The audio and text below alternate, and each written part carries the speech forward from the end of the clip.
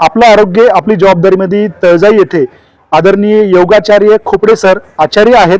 विशेषतः त्यांचा एक ग्रुप आहे, त्यांचा ग्रुप एकत्र आणून त्यांनी दररोज व्यायाम करतात। आपण बघू शकता एवढा मोठा ग्रुप आहे त्यांचा। आपण त्यांना विचारूया त्यांनी व्यायाम का करतात आणि ग्रुप करण्याचा मागचा उद्देश काय।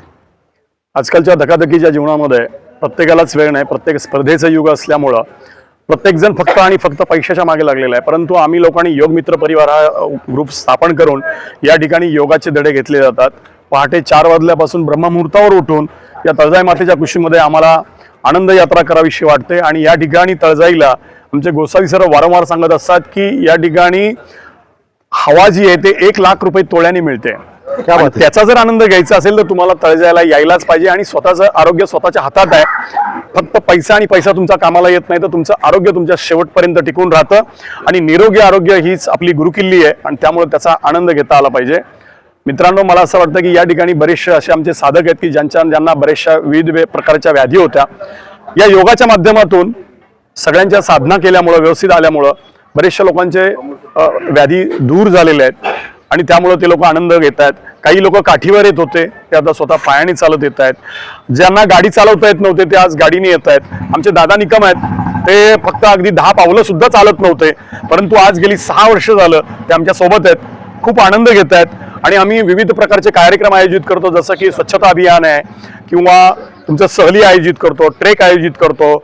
लोकांचे घरामध्ये वयस्कर लोकांना काही महत्त्व दिलं जात नाही, तर या ठिकाणी आम्ही त्यांना महत्त्व दिलं जातं आणि त्यांचे वाढदिवस मोठ्या आनंदाने आम्ही या ठिकाणी साजरे करत असतो। आणि त्यानिमित्तानं स्वतःची एक वेगळी प्रतिकृती या ठिकाणी निर्माण करण्याचा आम्ही वयस्कर सिनियर सिटीजनच्या माध्यमातून प्रयत्न करत असतो।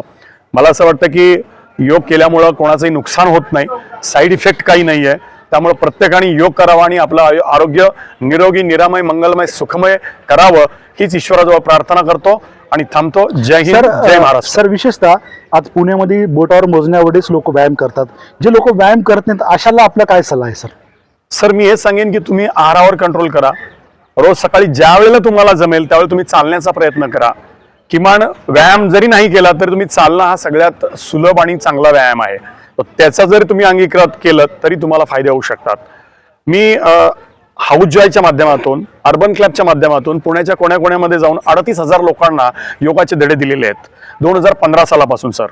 आणि या ठिकाणी मी 2011 सालापासून येतोय आणि माझे गुरुवर्य जे आहेत अण्णा तळेकर यांच्या माध्यमातून मी योगाचे धडे घेतले होते आणि अंबिका कुटीर योगचे जे निकम सर आहेत त्यांच्या माध्यमातून मला या योगाची आवड निर्माण झालेली आहे आणि आजपर्यंत मी योगा करत राहतोय। आणि त्याचा मला स्वतःसाठी फायदा होतोच होतो आणि आमच्या मित्र परिवाराला देखील फायदा होतोय, माझ्या कुटुंबातील पण लोकांना फायदा होतोय। आणि मला जे इथं दिवसभर जी काही ऊर्जा मिळते ती आम्हाला दिवसभरासाठी काम येते। त्यामुळे एक चैतन्य निर्माण होऊन कुठल्याच कामाला आळस वाटत नाही। गाडी चालवणं असू द्या, पोहणं असू द्या, कोणाकडे भेटायला जाणं असू द्या किंवा कुठलंही हातात घेतलेलं काम पूर्ण केल्याशिवाय आम्ही थांबत नाही। ही ऊर्जा आम्हाला या तळजाईच्या माध्यमातून मिळत असते सर। सर, खरंच आपलं मनापासून खूप खूप धन्यवाद सर, कारण की आपण सर्व मित्राला एकत्र आणता आणि त्यांचे जे व्याधी आहेत हे तुमच्या माध्यमातून कमी होत आहेत।